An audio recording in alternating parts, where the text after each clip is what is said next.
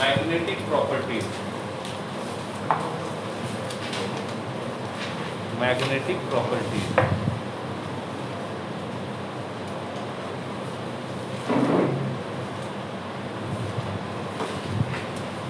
ठीक है, दो वर्ड आते हैं, one is called as diamagnetic and second is called as paramagnetic. Right down the definition of both. Diamagnetic का मतलब क्या होता है और पैरामैग्नेटिक का मतलब क्या होता है?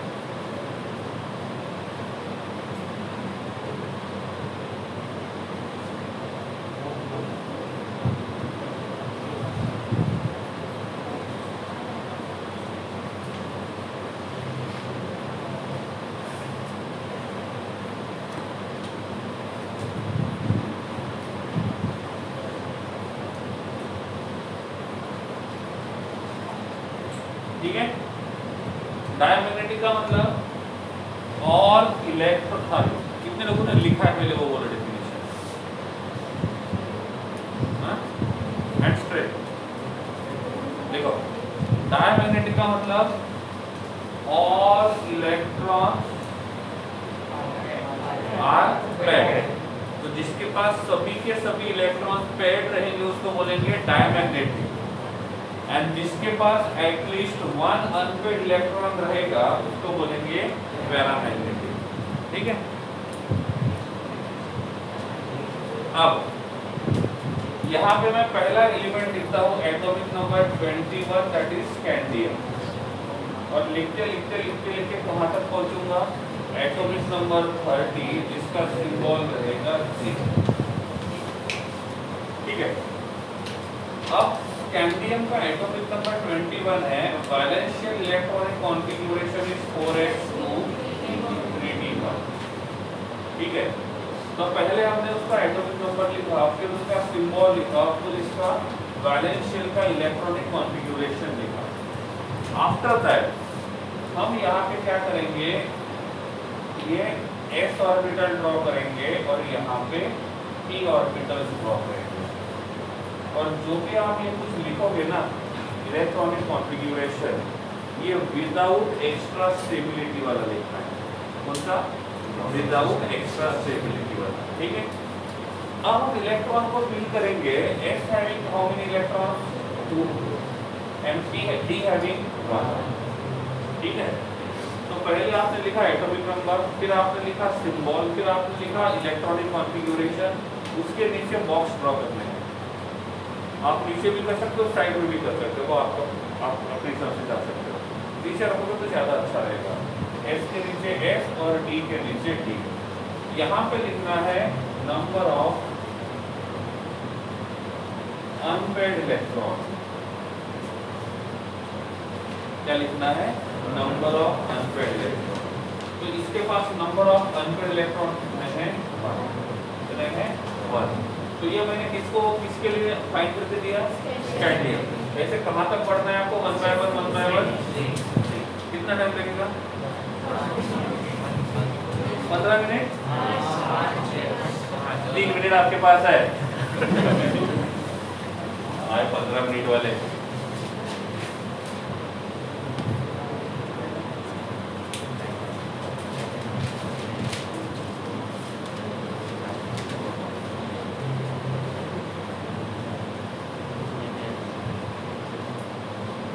कोई किसी को बताएगा नहीं सिंबल किसका क्या आता है, एटॉमिक नंबर क्या आता है।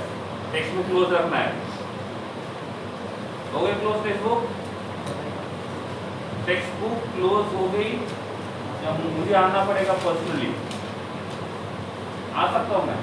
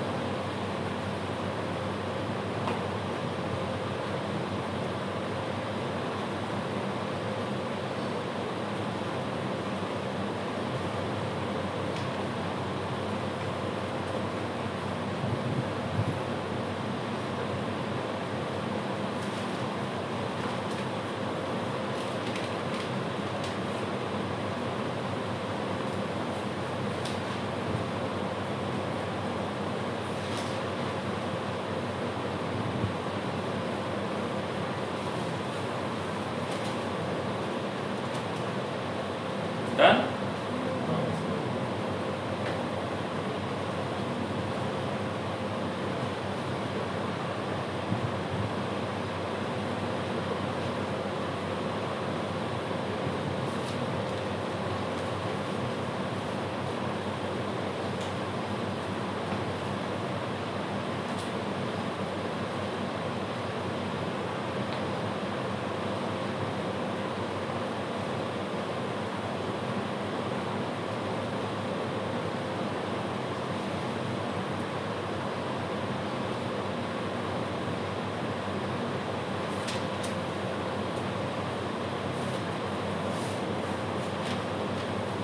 ठीक है, स्कैंडियम के पास 1 अनपेड इलेक्ट्रॉन, टिटेनियम के पास नेक्स्ट 3 4 5 4 3 2 1 0। तो जो 10 एलिमेंट है स्कैंडियम से लेकर जिंक, तो 10 में से जो 10 एलिमेंट्स है, इस 10 में से 9 एलिमेंट्स के पास अनपेड इलेक्ट्रॉन है, तो 9 जो रहेंगे वो कैसे रहेंगे, पैरामैग्नेटिक, और बचा हुआ 1 जो रहेगा वो कैसा रहेगा, डायमैग्नेटिक। और ये कौन है, ये कौन है, तो मैग्नेटिक प्रॉपर्टी में पहले तो आपको बात पूछी जाएगी कि वो डायमैग्नेटिक है कि पैरामैग्नेटिक है। ठीक है, अब नेक्स्ट टर्म आता है, उसको बोलते हैं मैग्नेटिक मोमेंट। क्या कहते हैं, मैग्नेटिक मोमेंट। और मैग्नेटिक मोमेंट फाइंड करने का फॉर्मूला है root of n into n plus 2, unit रहेगा bm। bm का मतलब होता है बोहर मैग्नेटॉन। बोहर पता है, BOHR, बोहर। मैग्नेट का बनेगा मैग्नेटॉन, तो दैट इज यूनिट। तो क्वेश्चन ये पूछा जाएगा कि आपको उस पर्टिकुलर एलिमेंट का मैग्नेटिक मोमेंट पूछा जाएगा। तो मैग्नेटिक मोमेंट फाइंड करने का फॉर्मूला है root of n into n plus 2। Question आता है n का मतलब क्या होता है, तो n का मतलब होता है number of unpaired electron, number of unpaired electron. अभी आपने number of unpaired electron find किए, तो उस नंबर ऑफ अनपेड इलेक्ट्रॉन में जो n का वैल्यू है वो यहाँ पे पुट करो, और क्या फाइंड करो, मैग्नेटिक मोमेंट। ठीक है, और जगह होगी तो उस एलिमेंट के सामने यहाँ पे उसका मैग्नेटिक मोमेंट लिख देना, only final value. Bohr magneton unit, Bohr magneton, magneton.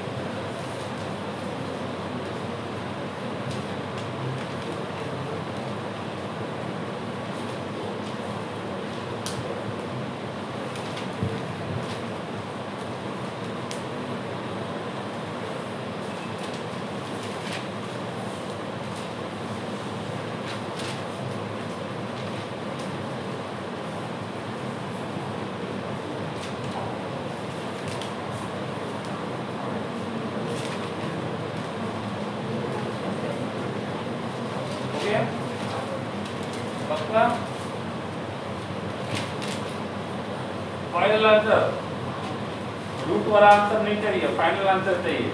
चलो बस रूट में वैल्यू डाल के रख दोगे, वैसे ही किया पता है, आप ऐसे ही करोगे। बिना रूट वाला आंसर चाहिए, रूट को सॉल्व करो। हाँ, कैलकुलेटर है, यूज करो उसको।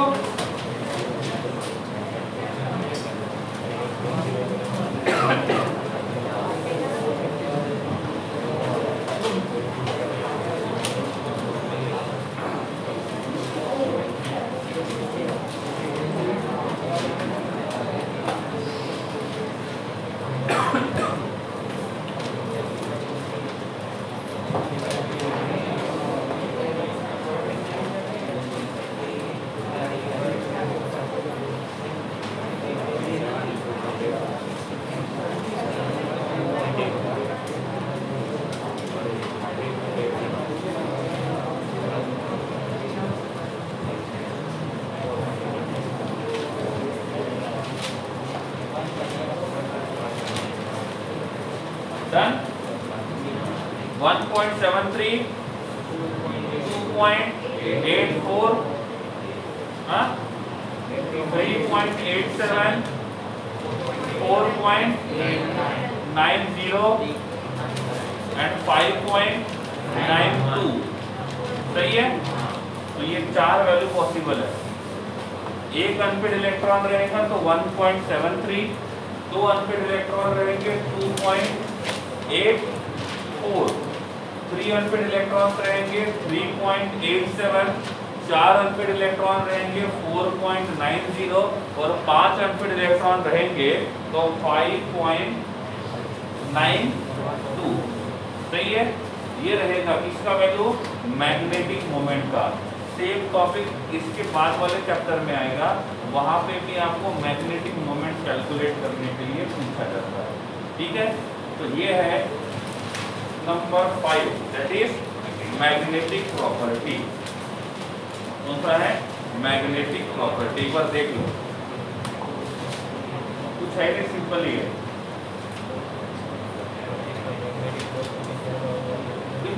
प्रॉपर्टी है, कैलकुलेट करना होता है, मैग्नेटिक प्रॉपर्टी शो करता है।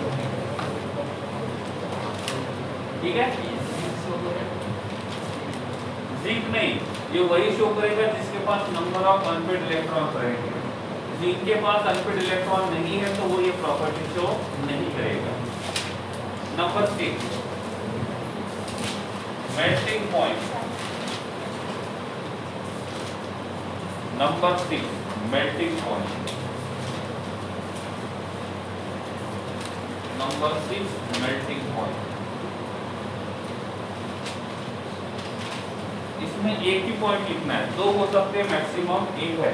पहला लिखो मेल्टिंग पॉइंट, मतलब ये ट्रेंड बताएगा, ट्रेंड, एग्जैक्टली वैल्यू नहीं बताएगा, ट्रेंड बताएगा।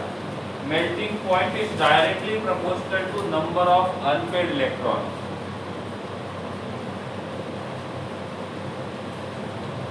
Directly proportional to number of unpaired electron.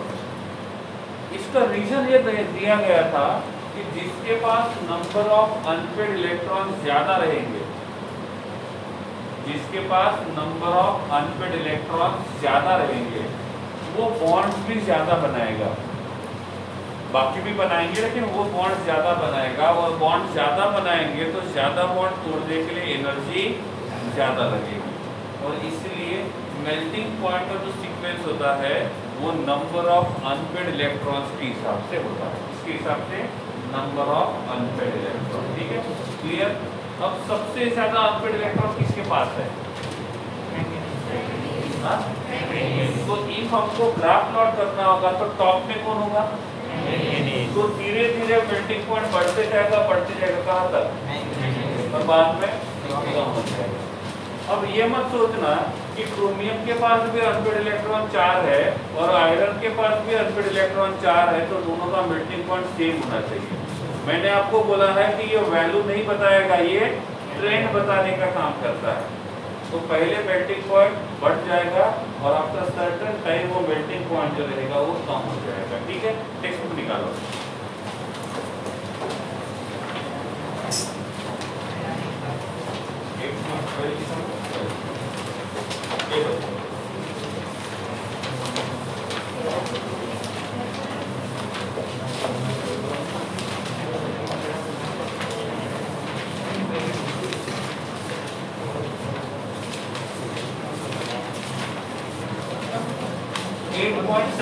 Table 8.7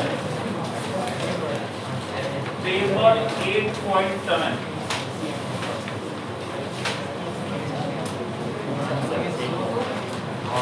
table 8.7 ठीक है। वहां पे उन्होंने मैग्नेटिक मोमेंट दिया हुआ है, नंबर ऑफ अनपेड इलेक्ट्रॉन और उनका मैग्नेटिक मोमेंट।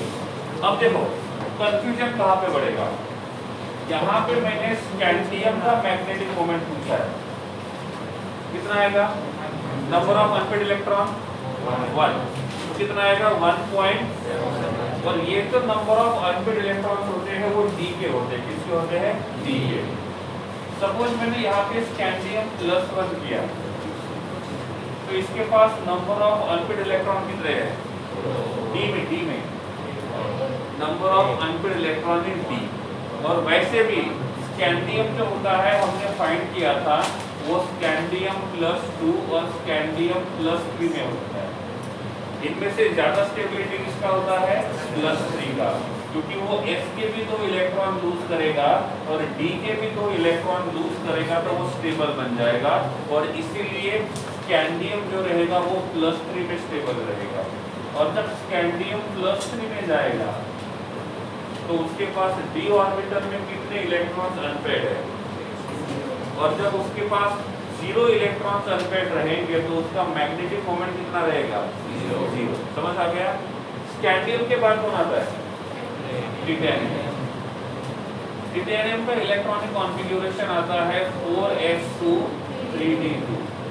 स्कैंडियम जो है वो +2 में स्टेबल होता है, सॉरी टिटेनियम, और +2 में स्टेबल रहेगा तो ये बन जाएगा टिटेनियम +2। और टिटेनियम +2 बनेगा तो 4s के पास इलेक्ट्रॉन रहेंगे 0 और 3d के पास रहेंगे 2। तो अब मुझे बताओ टिटेनियम +2 के पास कितने इलेक्ट्रॉन अनपेड है, तो इसका मैग्नेटिक मोमेंट जो रहेगा वो कितना रहेगा, 2.84। सही है गलत। अब यहाँ पे बात करते हैं Fe की, इसकी Fe electronic configuration 4s2 3d6। क्या आप मुझे बता सकते हो अब इसके पास d ऑर्बिटल में कितने इलेक्ट्रॉन अनपेड है, 4। तो इसका मैग्नेटिक मोमेंट कितना रहेगा, 4.90। अप्रोक्सीमेट वैल्यू बोल रहा हूँ मैं, कितना होगा, 4.90। सपोज मैं लिखता हूँ यहाँ पे Fe+2 है तो ये रहेगा 4s0।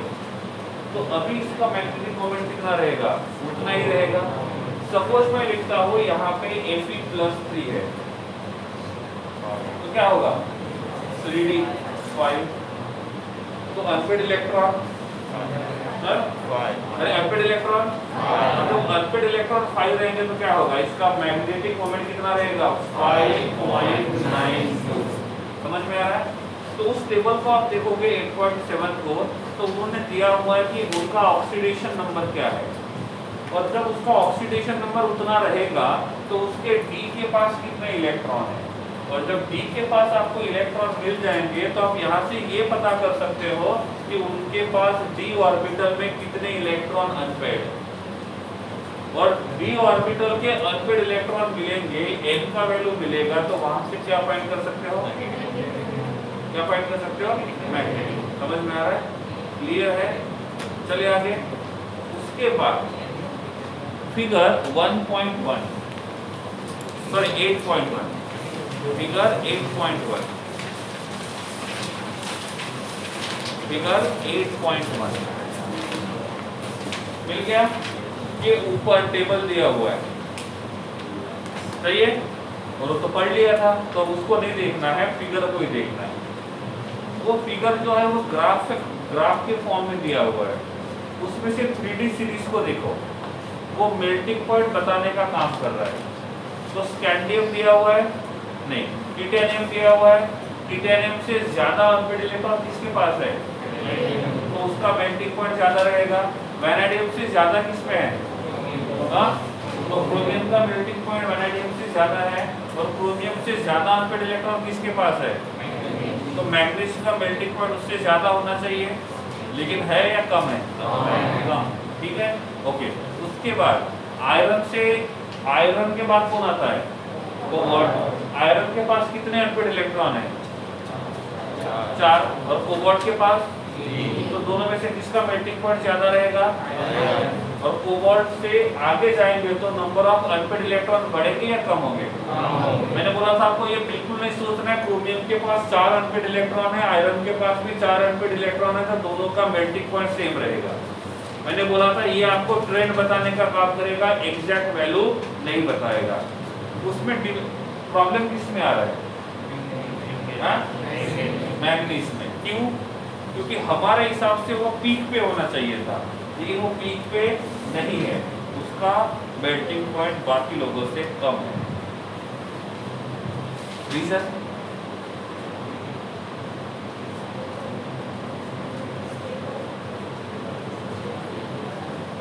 स्टेबल है, that is the correct word. Pencil निकालो, पेंसिल।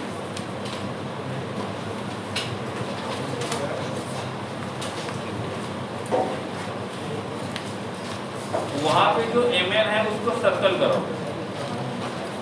Mn को क्या करना है? सर्कल, पेंसिल से, ठीक है। बाजू में लिख दो इट इज हाफ फील्ड।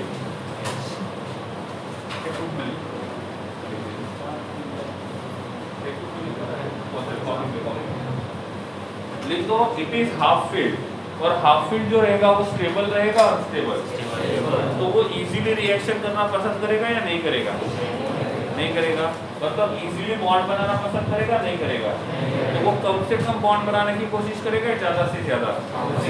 क्यों? क्योंकि उसका स्टेबिलिटी ज्यादा है। और जब वो कम से कम बॉन्ड बनाने की कोशिश करेगा तो उसके बॉन्ड्स भी हमको कम से कम ही तोड़ने पड़ेंगे, और इसीलिए उसका मेल्टिंग पॉइंट जितना हमने सोचा था उतना ज्यादा नहीं है, उससे कम है। दैट्स ओके, ठीक है, ठीक है। तो ये है मेल्टिंग पॉइंट का ट्रेंड। एक बार देख लो टेबल। टेबल मतलब ग्राफ। किसी ने पूछा Mn का मेल्टिंग पॉइंट कम क्यों है, तो आपका आंसर क्या होना चाहिए? वो हाफ फील्ड है, वो स्टेबल है, तो बॉन्ड बनाना पसंद नहीं करेगा, कम से कम बॉन्ड बनाने की कोशिश करेगा, और इसीलिए उसका मेल्टिंग पॉइंट जितना हमने सोचा था उतना नहीं है, उससे कम। क्लियर? टाइटेनियम +2 क्यों स्टेबल है? देखो स्टेबिलिटी में एक्चुअली कैसा होता है, फैक्टर तो दूसरे भी है जो हम लोग एक नेक्स्ट 1 या 2 लेक्चर में देख लेंगे, लेकिन प्राइमरी हम पता यहाँ से सकते। देखो अब स्कैंडियम की बात करें, पहले स्कैंडियम से शुरू करते हैं। स्कैंडियम में +2 हाईली अनस्टेबल क्यों है, +3 ज्यादा स्टेबल क्यों है? तो स्कैंडियम जो है ये आता है 4s2 3d1, ठीक है। अब होगा ऐसा, जब ये +2 में जाएगा, मतलब स्कैंडियम +2 में, तो ये बनेगा 4s0 3d1। D के पास एक ही इलेक्ट्रॉन है, तो वो क्या करेगा, D वाला एक ही इलेक्ट्रॉन है, तो एक इलेक्ट्रॉन को रफा दफा करने में ज्यादा टाइम नहीं लगता है, तो ये क्या करेगा, उस इलेक्ट्रॉन को रफा दफा कर देगा और ज्यादा स्टेबल बन जाएगा।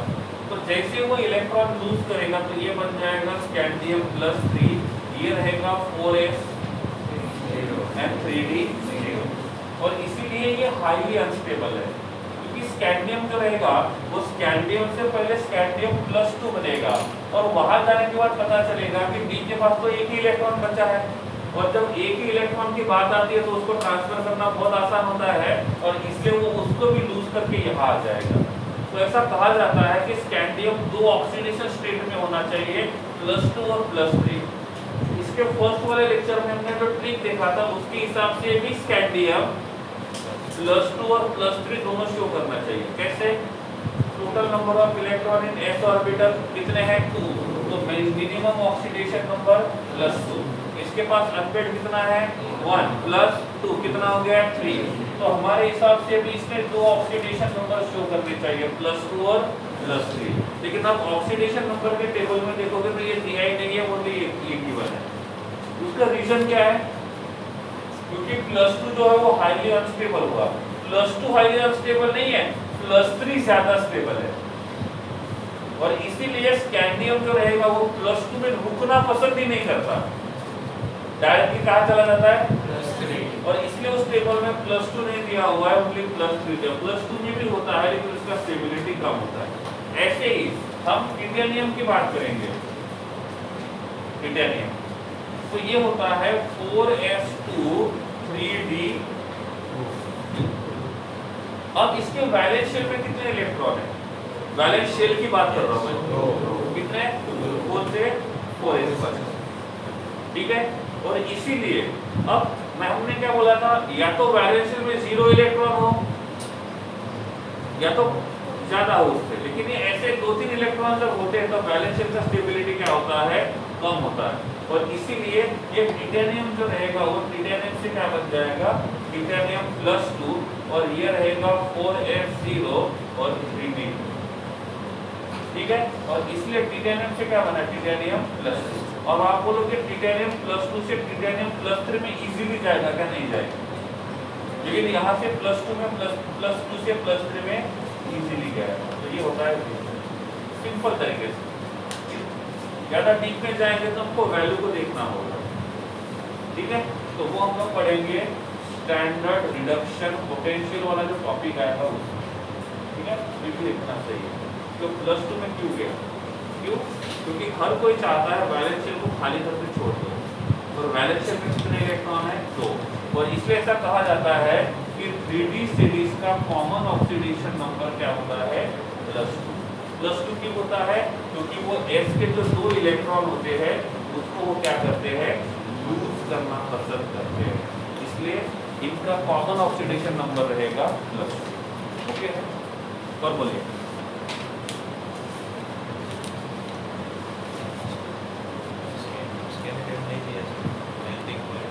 कोई बात नहीं, चलेगी।